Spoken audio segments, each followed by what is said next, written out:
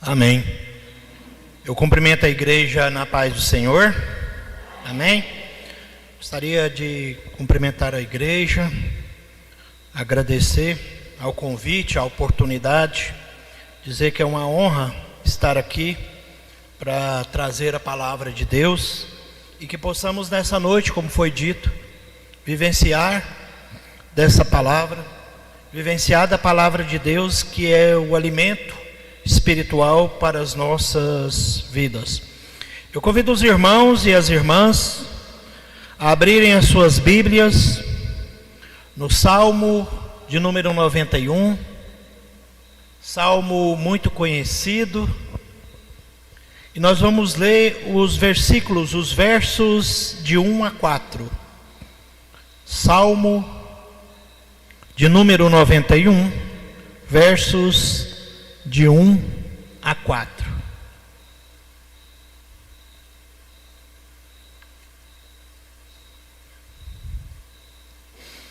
Quem encontrou, diga amém. Amém. Salmo 91, verso 1 a 4, que diz assim: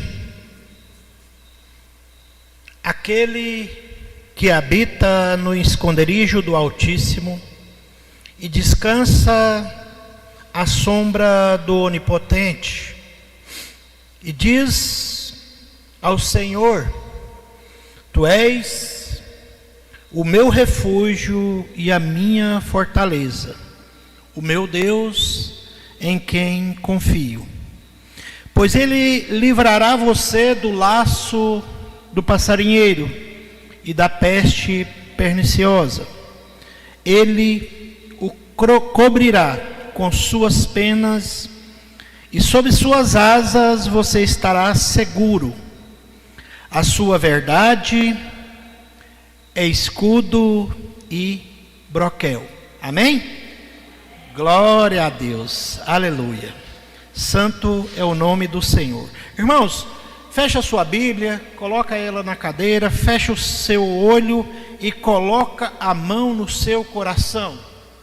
Eu diria, feche o seu olho e abra o seu coração. Nessa noite, nós vamos orar por essa mensagem.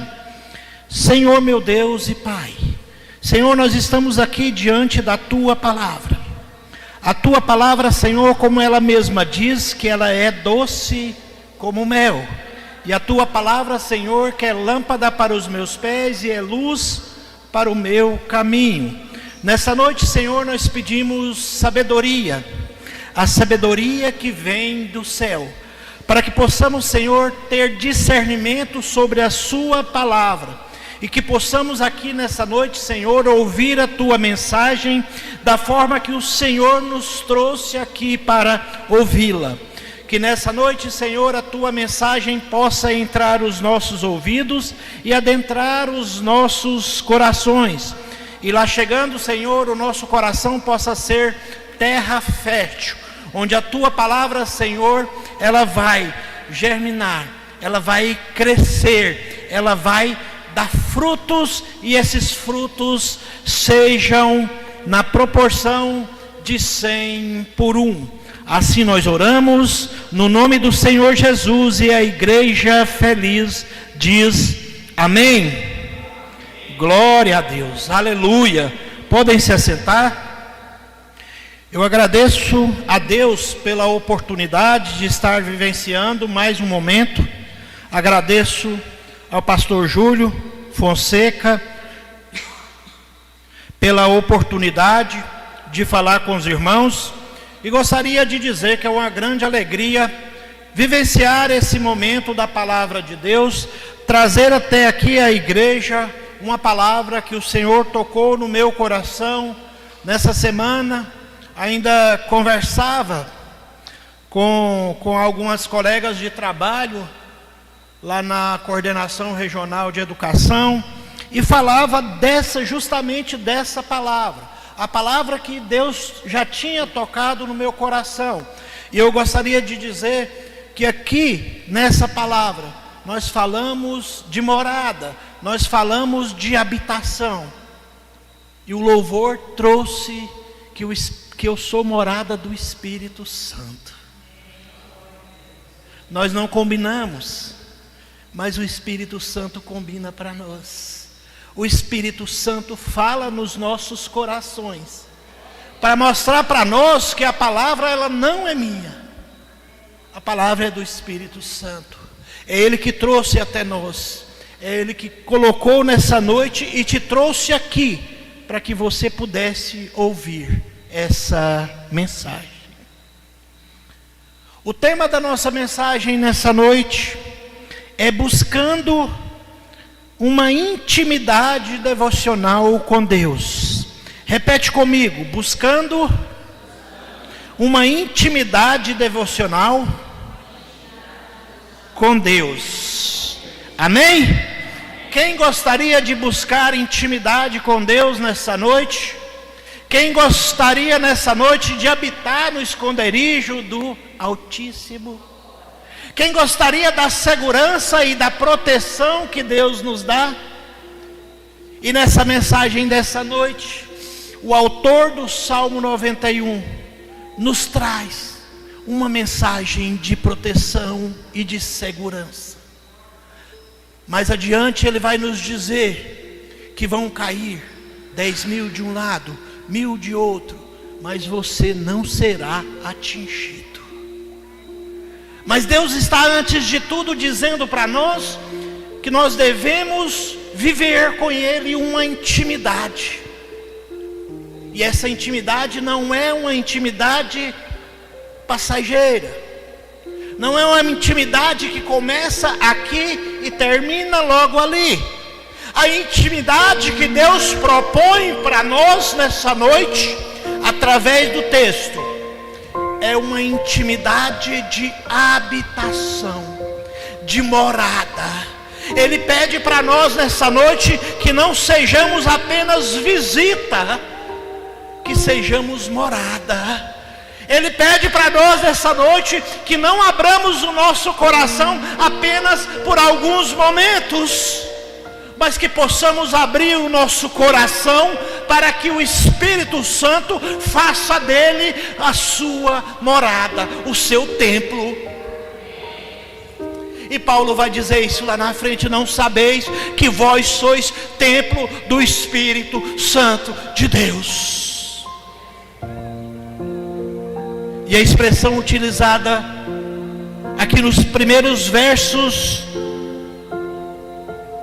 do Salmo 91 retoma Deus lá na origem, lá no Gênesis, lá na criação, quando Deus estava criando o homem, quando Deus estava criando o mundo, e o Espírito Santo pairava sobre as águas. O Espírito Santo como uma ave, ele estava sobre o mundo. A ideia é de planejamento. A ideia é de que o Espírito Santo naquele momento estava planejando para ele uma morada. Logo após o planejamento do Espírito Santo, que estava com suas asas abertas sobre o mundo,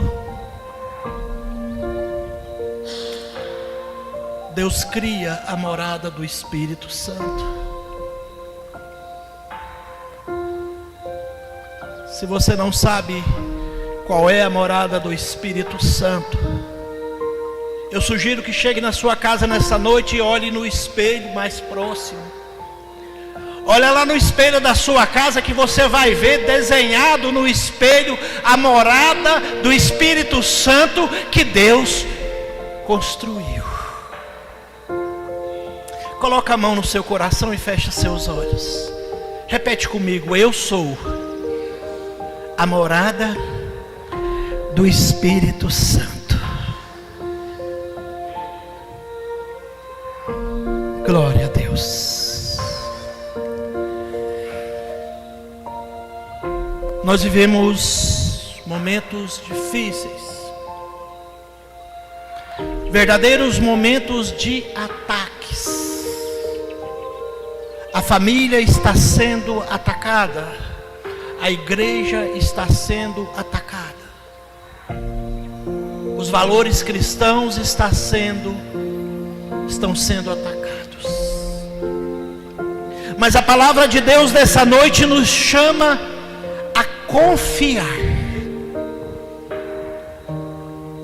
a correr para o Altíssimo nos momentos de aflição. Ela nos chama a nos esconder no esconderijo do Altíssimo. A palavra de Deus nos chama a vivenciar a intimidade que Deus nos propõe desde a criação. A intimidade que Deus propôs ao homem quando descia na viração do dia para conversar e para caminhar junto no Éden.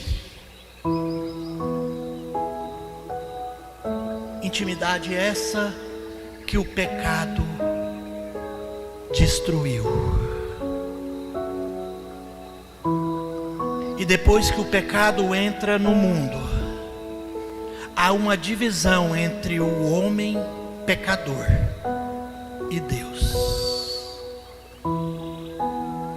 Mas calma aí, porque nessa noite eu não vim aqui falar da tristeza da separação do pai com o filho. Nessa noite eu vim aqui para dizer que esse pai te ama, que esse pai te ama de um amor inigualável, de um amor infinito, de um amor incondicional. E Paulo vai dizer aos Romanos que o amor desse Deus, ele é tão grande, que ele não poupou nem mesmo o seu filho, quanto mais nos dará com a sua graça todas as demais coisas. Eu vim aqui para dizer para você nessa noite que nada vai separar você do amor de Deus que está em Cristo. Eu vim aqui nessa noite para dizer para você que nós devemos buscar essa intimidade com Deus.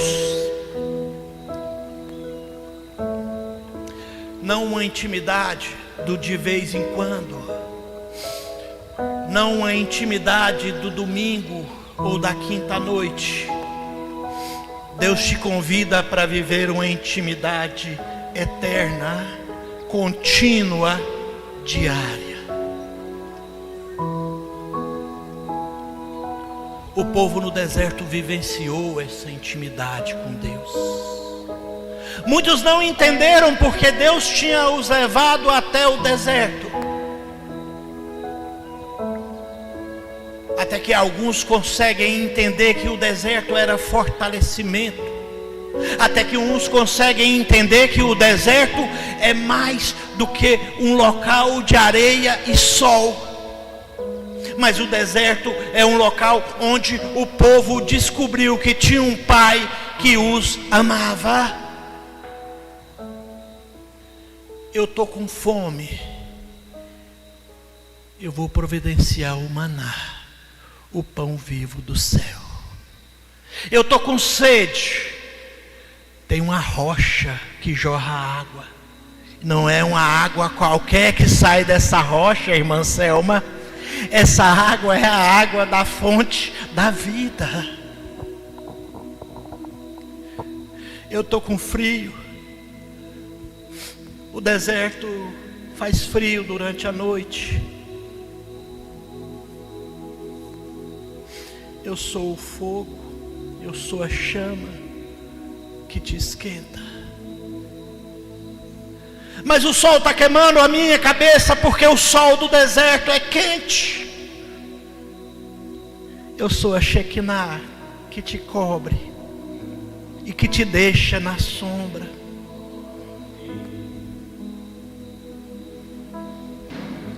Eu te convido a vivenciar a intimidade com Deus, porque o objetivo do culto não é só refletir. O objetivo de um culto a Deus é você vivenciar. Mas eu vou mudar essa palavra vivenciar e vou colocar uma que não é sinônimo, mas que cabe muito bem aqui. O objetivo do culto é deliciar-se em Deus, é alegrar-se em Deus. E é por isso que o salmista no Salmo 37:4 vai dizer: alegra-te no Senhor. Alegra-te no Senhor é um indício da intimidade que nós buscamos nele. Porque mais na frente Neemias vai dizer que a alegria do Senhor é a minha força. Deus está mostrando para nós que Ele é a minha proteção e que Ele é o meu livramento.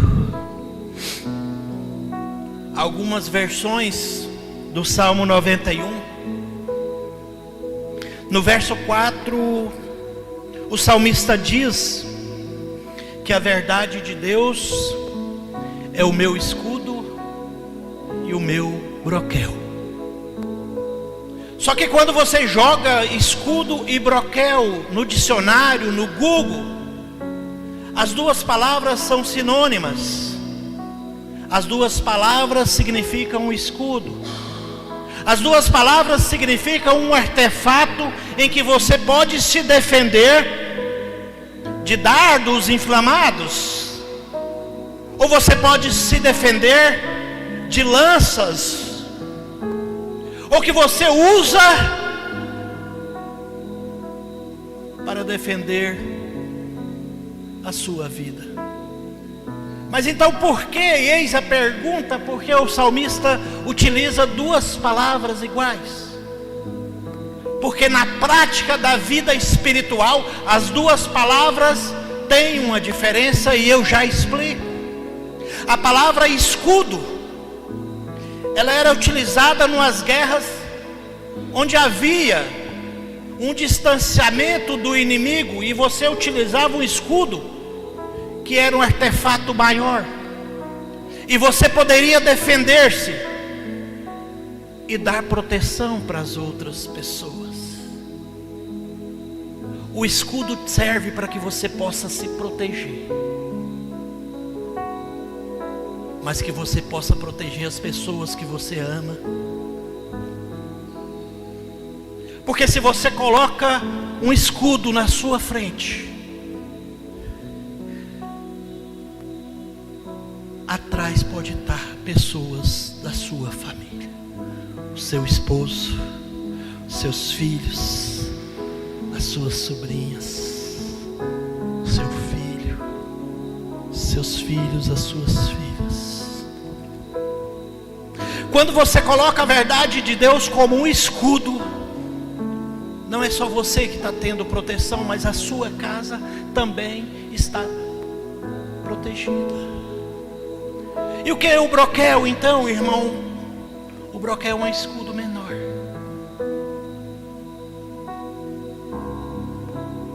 Deveria ter uns 30, 40, até 50 de diâmetro.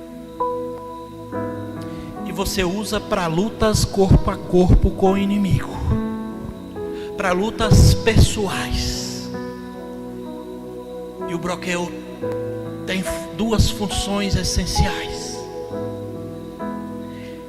Ele defende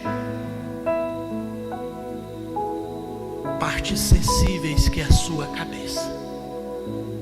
E quem entendeu,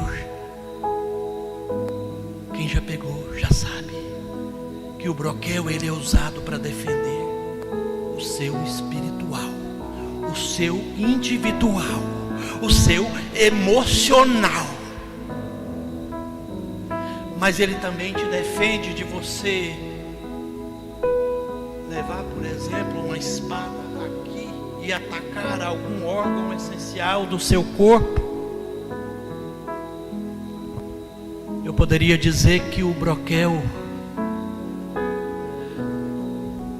ele te defende em lutas individuais, em lutas que você trava, que às vezes nem aquelas pessoas mais íntimas conhecem,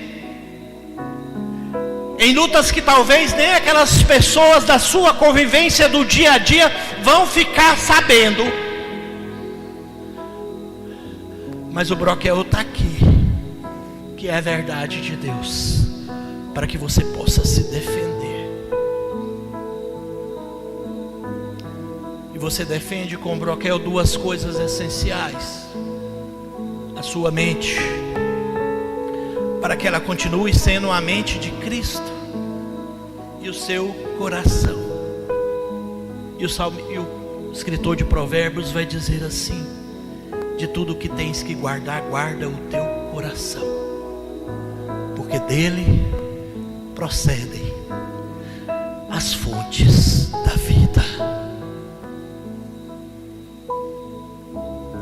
A palavra de Deus nos ensina nessa noite que a sua verdade, ela é escudo, mas ela é broquel. A palavra de Deus nos ensina que quando eu busco intimidade com esse Deus de milagres, com esse Deus de amor, com esse Deus de toda graça, essa intimidade ela denota em alguns aspectos. O que eu recebo de Deus nessa intimidade? O que Deus oferece na intimidade proposta desde o Gênesis até o Apocalipse. O Gênesis é o momento da criação, o momento em que é manifestado o amor e a graça de Deus, que pensou em você da forma que você é hoje. E o Apocalipse, quando diz que esse Deus, Ele está propondo uma morada eterna para nós, que esse Deus é um Deus presente, é um Deus que vai ser o Deus do seu povo, e o seu povo será dele. É um Deus que propõe assim: eu sou o seu pastor, e você é o meu rebanho. E aquelas ovelhas que têm um pastor, elas o reconhecem pela voz. Abre nessa noite o seu coração para ouvir a voz desse pastor. Abra o seu coração nessa noite para ouvir a voz inconfundível, a voz cheia de melodia, a voz que traz segurança, a voz do seu pastor. E o primeiro aspecto que Deus trata conosco é justamente a habitação. Em João 14, 23, Cristo vai nos dizer que aquele que ama a Cristo, ele é amado do Pai. Aquele que obedece os ensinamentos de Cristo é amado pelo Pai. E há uma promessa final nesse versículo: eu e o Pai faremos morada nele. Eu e o Pai habitaremos nele. E aqui nessa noite eu digo para vocês a responsabilidade nossa de nos transformarmos em morada de Deus, em nos colocarmos à disposição de Deus e dizer para Deus: habita em mim, habita o meu coração, habita a minha vida. Ó Senhor Deus Pai Todo-Poderoso, deixa que eu habite junto do Senhor, no esconderijo do Altíssimo. A palavra de Deus, de acordo com a intimidade vivida, tem um outro aspecto. E esse aspecto é o descanso. Porque Deus também está propondo para nós: aquele que habita no esconderijo do Altíssimo e descansa à sombra do Onipotente. Deus está dizendo para nós nessa noite que a intimidade com Deus gera para nós descanso. Vínhamos no carro agora, a gente estava falando com a irmã Selma. As pessoas estão cansadas. Eu trabalho com educação, os professores estão cansados. Esses últimos dias de aula, muitos meninos não estão indo para a aula porque os professores, os meninos, os estudantes estão cansados. Nós vivemos um mundo cansado. Tem local que eles colocam uma contagem regressiva para as férias. Faltam 7 dias, faltam 3 dias, faltam 2 dias. Mas para você que está cansado, eu tenho uma boa notícia. Porque nessa noite Deus convida para descansar à sombra do Onipotente.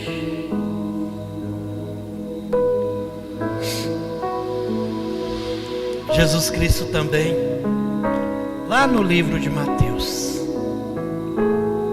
Ele nos convida: vinde a mim todos vós que estão cansados e sobrecarregados, porque eu vos aliviarei. 11:28 de Mateus é um convite de Cristo para a nossa vida. Você está cansado? É porque você está vivendo o jugo do mundo. O meu jugo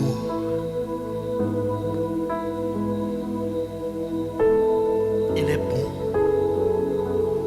No meu jugo você descansa. Porque eu sou manso de coração.